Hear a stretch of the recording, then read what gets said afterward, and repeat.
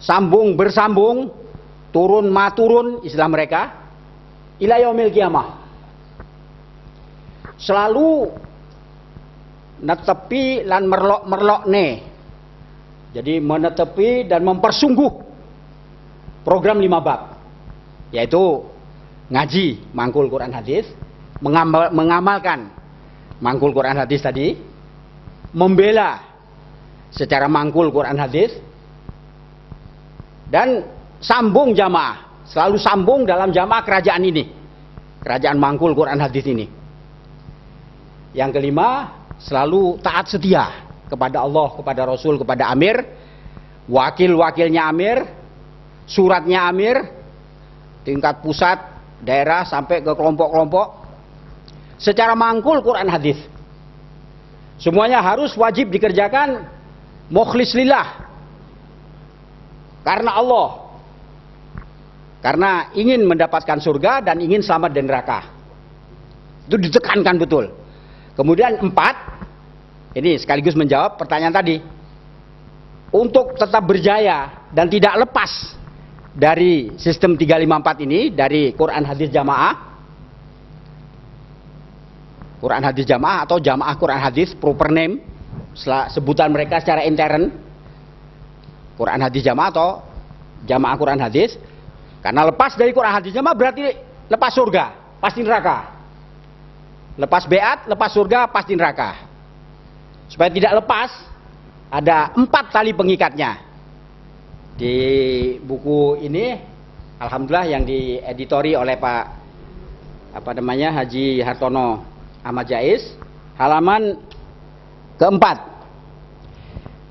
Gerakan GPK ini memanipulasi Al-Quran dan hadis secara keseluruhan. Jadi bukan hanya ayat per ayat, surat per surat.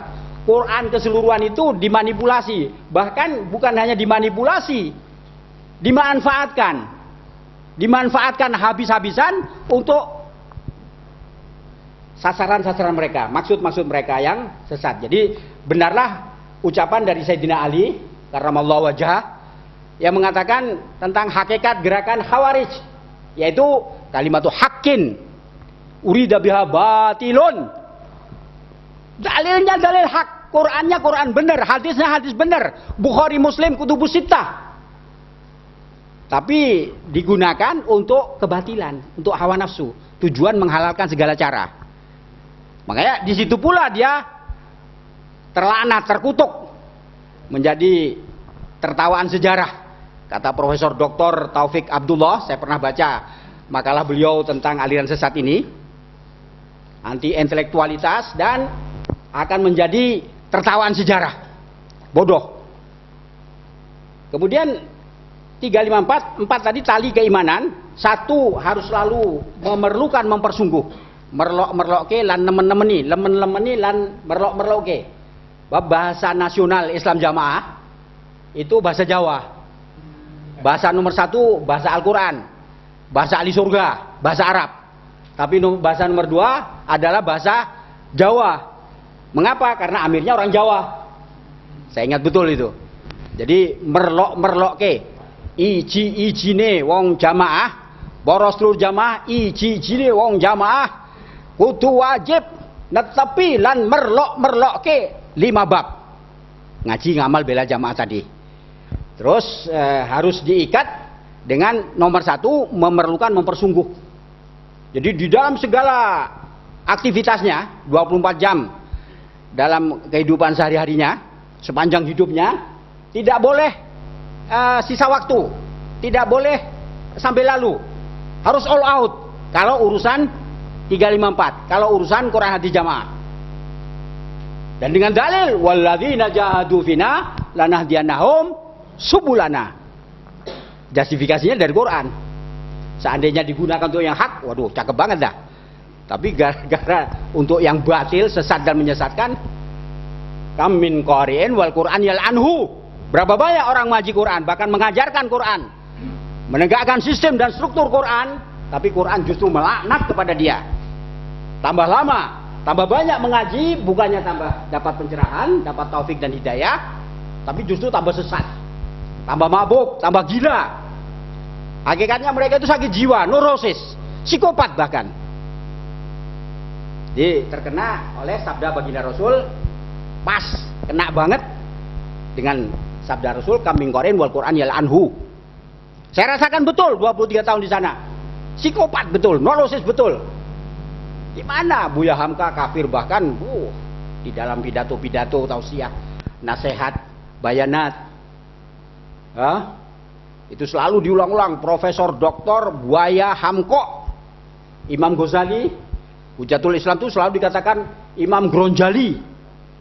Kemudian memakai kata-kata yang vulgar, cabul. Dan dengan pembenaran Quran dan hadis, katanya ini untuk menggembleng supaya ujung tombak perjuangan ini, peluru amir istilahnya, mubalik dan mubalighot, tidak tipis kupingnya. Sehingga ketika ditembakkan oleh amir, ditugaskan ke seluruh penjuru dunia, dia bisa kerasan, dia bisa tabah di sana. Biar dicaci maki, biar dimusuhi dan sebagainya. Katanya caranya dengan memakai kata-kata yang vulgar, kata-kata porno, kata-kata cabul, mencaci maki alim ulama umat Islam di luar golongannya. Maaf, salah satu contoh. Karena saya, Pak Hartono, kita semua termasuk yang dihalalkan oleh Allah, diizinkan oleh Allah untuk berkata-kata kasar. Ilaman dulim itu kita, bukan dia yang mendolimi, dia yang nyakiti umat Islam, dia yang merusak akidah, akhlak, ukhuwah dan dakwah Islam berpuluh tahun di negeri mayoritas muslim terbesar di dunia. Jadi istisna ilaman dulim, la yuhibbullahu jahra bisu'i minal qaul illa man dulim. Benar ya, pas ini. Jadi yang dihalalkan, yang dibolehkan kita. Itu contohnya yang enteng nih. Biasanya kalau mau nyaci maki umat Islam, ulama-ulama, jancuk jaran sak kusir-kusiri sak tletong-tletonge. Sampai hasilnya, dampaknya kepada kami murid-murid, warga, kader-kader, bencinya pada Kiai itu lebih daripada bencinya pada PKI. Lebih benci dibandingkan kepada Germo, pelacur sekalipun. Apa orang mangan, apa orang badok Kiai-Kiai kuwi. Nek ora nipu santrine.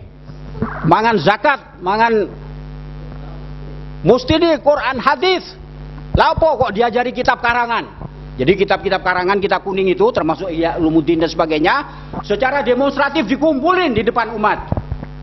Dibakar terang-terangan. Ini yang menyebabkan umat Islam sesat. Dilalah kersane Allah. Lakon perjalanan hidup saya justru senang. Jadi memang ada labilitas pada diri saya.